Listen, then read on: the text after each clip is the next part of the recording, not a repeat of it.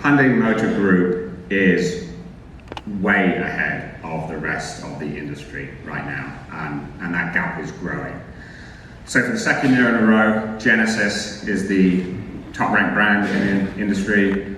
For the second year in a row, Kia is the number 2 ranked brand in the industry, and for the 4th year in a row, they are the top-ranked mass market brand in the industry. So this is not a recent phenomenon anymore. This is 4 years in a row that Kia has been the best mass market brand in the industry. But if you walked out on the street, most people probably would not think that. And then Hyundai brand itself is number 3 for the second year in a row.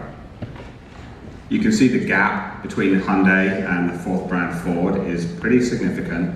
So if I was Ford, I'd be feeling pretty pleased about life and where I am on the rankings, which is true. Ford is closer to the average than they are to Hyundai. When you look at the numbers, they're closer to the average than they are to Hyundai. So the gap between those 3 and everybody else is pretty significant. That said, Ford had a good year. Some strong products, the new Ranger launch that did very well. F-150 continues to be very strong for Ford.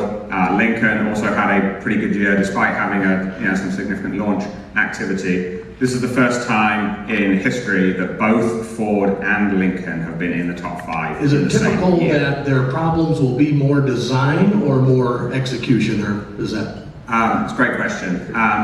It's typically both. But a lot of it is execution.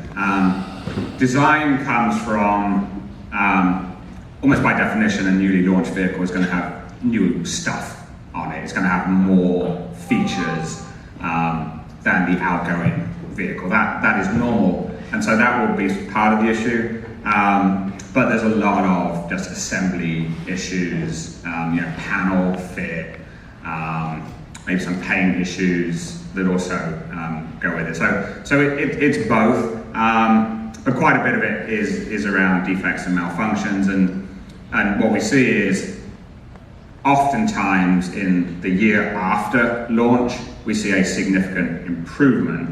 Some of that will come from dealing with some of the design issues, whether updating the software, for instance, or fixing some stuff. But a lot of it is just from having a year of building the vehicle, and it just gets built better after a year. So most manufacturers are pretty good at solving the defects and malfunctions or many of the defects and malfunctions in year 2. But it's a long answer to your question, but it's both.